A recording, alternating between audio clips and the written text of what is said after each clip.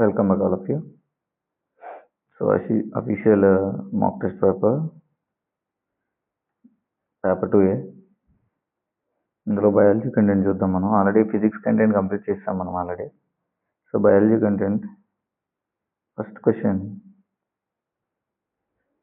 The word used far sightedness అంటే హైపోమెట్రోపియా వస్తుందండి. హైపోమెట్రోపియా. So వీళ్ళని దూరంగా ఉన్నది చూడలేరు, దూరదృష్టి లోపం. అంటే వీళ్ళకి దగ్గరకు ఉన్నాయి సరిగ్గా కనిపించమాట, దూరంగా ఉన్నాయి చాలా బాగా అనిపిస్తాయి. దూరంలో ఉన్న వస్తువులు చాలా స్పష్టంగా కనిపిస్తాయి, కానీ దగ్గరలో ఉన్నాయి మాత్రం సరిగ్గా కనిపించవు. అందుకు హైపోమెట్రోపియా. ఈ మయోపియా వాళ్ళకి దగ్గర క్లియర్గా కనిపిస్తాయి, దూరంగానే కనిపించవు.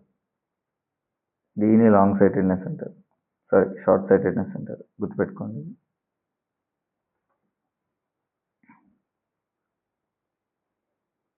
Question number 2, example for biofuel. బయోఫ్యూయల్కి ఎగ్జాంపుల్ ఏంటి? ఒకసారి ఆప్షన్స్ చూద్దాం. జైవ ఇంధనానికి ఉదాహరణ ఇక్కడ మనకి జెట్రోఫా అనే ఉందన్నమాట. ఇది ఒక మొక్క, దీని విత్తనాల నుండి బయోడీజిల్ తయారు చేస్తారండి. అందువల్ల ఇది బయోఫ్యూయల్కు ఉదాహరణ అవుతుంది, జెట్రోఫా. గుర్తుపెట్టుకోండి. Next question number 3,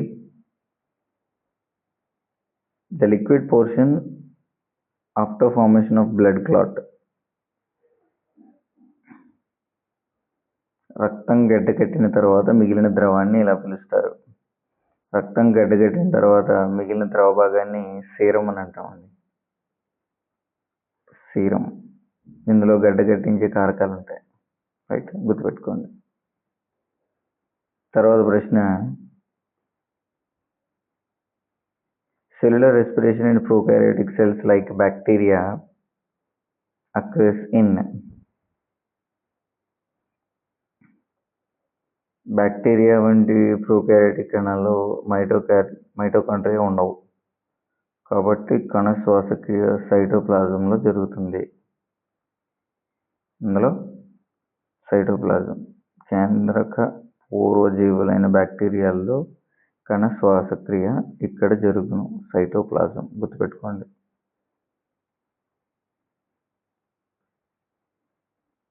next question number 5, deficiency of this hormone causes diabetes insipidus. Vasopressin అండి. వాసోప్రెసిన్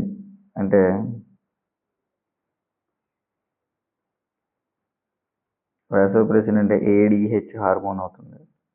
ఈ లోపం వల్ల డయాబెటీస్ ఇన్సిపిడస్ వ్యాధి వస్తుందండి. ఈ హార్మోన్ శరీరంలో నీటి సమతుల్యతను నియంత్రిస్తుంది, కరెక్ట్గా బ్యాలెన్స్ చేస్తుంది అన్నమాట. 6th question, among the following the natural habitat that is strictly reserved for protection of natural life. natural park. A park? Natural park. So తెలుగులో దీన్ని జాతీయ ఉద్యానవనం అంటారు. సో ఇది వన్యప్రాణులు మరియు జీవ వైవిధ్య పరిరక్షణ కోసం ప్రత్యేకంగా కేటాయించిన ప్రాంతం. ఇక్కడ మానవ కార్యకలాపాలు చాలా పరిమితంగా ఉంటాయి, చాలా తక్కువగా ఉంటాయి. So national park. Question number 7, which of the following is not an this is not an invasive weed that threatens existence of native species among the following. తెలుగులో చదువుదాం క్వశ్చన్ ఒకసారి. ఈ క్రింది వాటిలో స్థానిక జాతుల జీవనానికి ముప్పును కలిగించే స్థానికేతర కలుపు మొక్క కానిది అన్నాడు. ఇవన్నీ కలుపు మొక్కలే, ఇది ఒక్కటి తప్ప. అమరాంతస్, తోటకూర. అమరాంతస్ అంటే తోటకూర కదా, మరి తోటకూర తప్ప మిగిలినవన్నీ కూడా కలుపు మొక్కలే. రైట్. క్యారెట్ గ్రాస్ కానీ, లేకపోతే వాటర్ హైంతస్ కానీ, స్పానిష్ ఫ్లాగ్, గుర్రపు డెక్క, ఇవన్నీ ఆక్రమణ జాతులు అండి. రైట్. దీన్ని ఇన్వాసివ్ స్పీషీస్ అంటారు. బట్ అమరాంతస్ తోటకూర తెలుసు కదా మీకు. సో దీన్ని ఆక్రమణ జాతిగా పరిగణించబడదు, గుర్తుపెట్టుకోండి. So next question number 8. The scientist who proved that oxygen is released from water during photosynthesis లో ఆక్సిజన్ రిలీజ్ అవుతుంది వాటర్ నుంచి అని చెప్పిన సైంటిస్ట్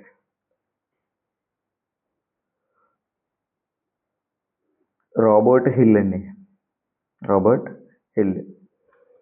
సో ఈయన హిల్ ప్రతిచర్య ద్వారా కిరణజన్య సంయోగ క్రియలో అంటే ఫోటోసింథసిస్లో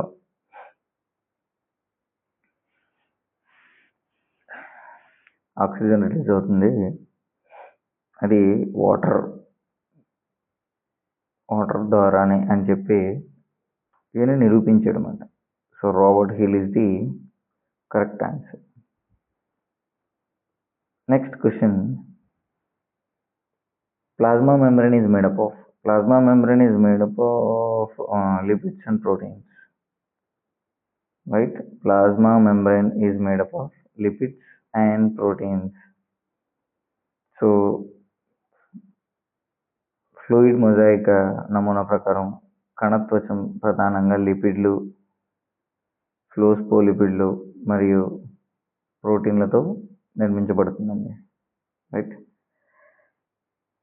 so according to the fluid mosaic model,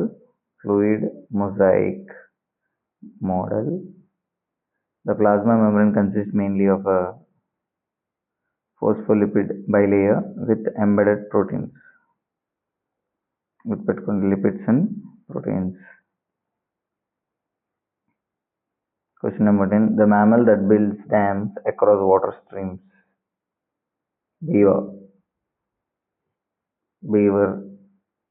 beaver అనే జంతువు చెక్కలు, కొమ్మలు, మట్టితో నదులు మరియు వాగులపై ఆనకట్టలు నిర్మించుతుంది. బీవర్, గుర్తుపెట్టుకోండి.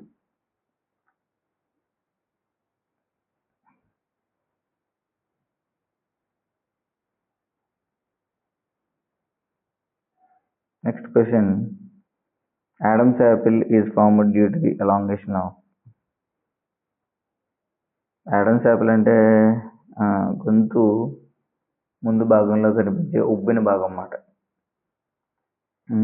ఇది థైరాయిడ్ కార్టిలేజ్ పెరగడం వల్ల ఏర్పడుతుంది. ముఖ్యంగా యుక్త వయసులో అబ్బాయిల్లో ఇది స్పష్టంగా కనిపిస్తుంది.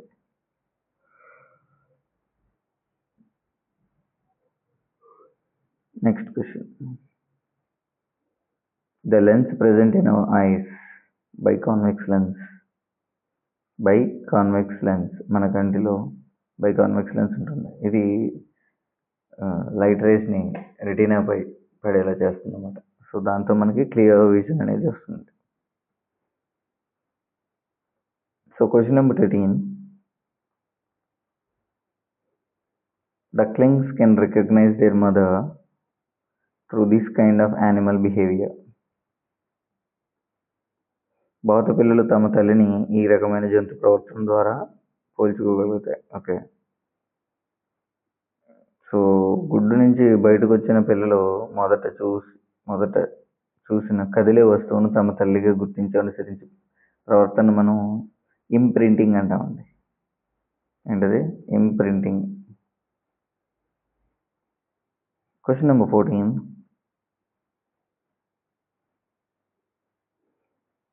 The wings of a bat and wings of a bird are examples for.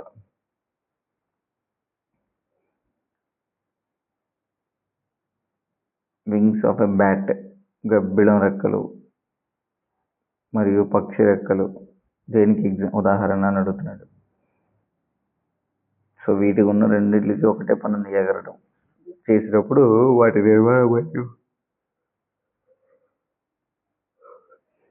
నిర్మాణం మరియు పరిణామం మూలం వేరువేరుగా ఉంటాయి. కాబట్టి ఇవి తెలుగులో సాదృశ్య అవయవాలు అంటారు. కాబట్టి దీన్ని అనలాగస్ ఆర్గాన్స్ అని తీసుకున్నాం. క్రియాస్వామ్య అవయవాలు అని తీసుకోవచ్చు. ఇచ్చిన ఆప్షన్స్లో కల్లా best option analogous organs. Okay, so next question, 4-chambered heart is seen in this animal. 4-chambered heart direct ఇంకా క్రొకడైల్లో 4-chambered heart ఉంటుందండి, గుర్తుపెట్టుకోండి.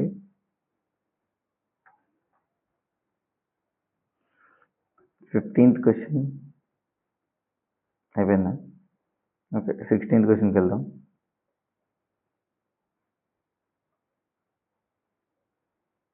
So particular pollutant that pollutes ఎయిర్ని పొల్యూట్ చేసేది ఏది? యాష్. సో ఈ గాలిలో తేలుతుంటుంది కదా, ఈ బూడిద ఏమవుతుందంటే ధూళి, లేకపోతే బూడిదని మనం యాష్ అంటాం.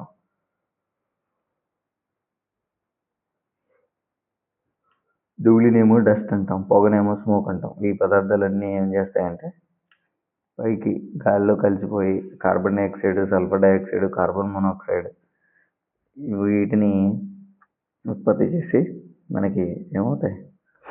వాయు కాలుష్యం, పొల్యూషన్ అవుతాయి. పొల్యూషన్ని పార్టిసిపేట్ చేస్తారన్నమాట. సో నెక్స్ట్ మనకి కంటెంట్ అయిపోయింది. నెక్స్ట్ మనకు ఉన్నవి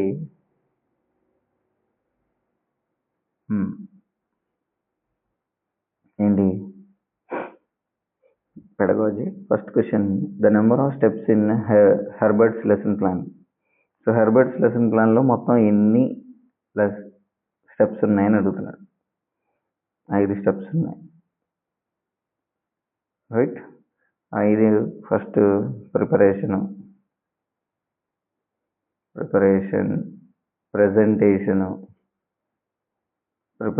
presentation, association, and next generalisation, and lastly application, right? Preparation, presentation, association, generalisation and application. So Herbert's lesson plan consist of 5 formal steps, గుర్తుపెట్టుకోండి.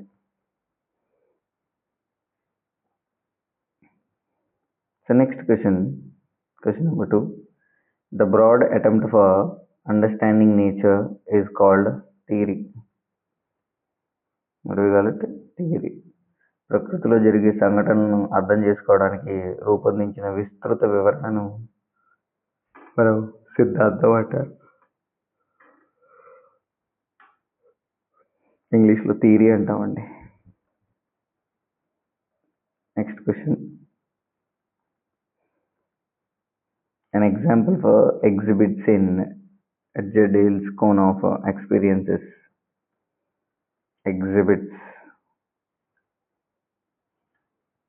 ఎగ్జిబిట్స్ అంటే మనకి డిస్ప్లే చేయడం, లేదా ఎగ్జిబిషన్స్, లేదా డెమాన్స్ట్రేషన్స్, అలా చూపించేవి. ఇక్కడ ఎగ్జాంపుల్ ఏమున్నాయి? Pets animal show,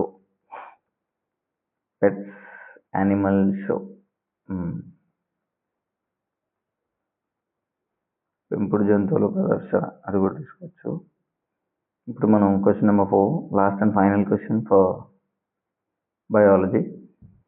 so micro teaching is a face-to-face teaching strategy with reduced class size and time stated by. ఎవరు చెప్పారు ఇది? RN bush. So micro teaching అంటే సూక్ష్మ బోధన.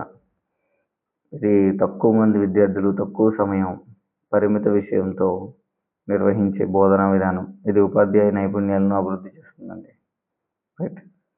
So that's it for biology content. మన next వీడియోలో ఇదే పేపర్లో అడిగిన మ్యాథ్స్ కంటెంట్ కంప్లీట్ చేసుకుందాం. ఒక 20 క్వశ్చన్స్ ఉంటాయి. ఓకే.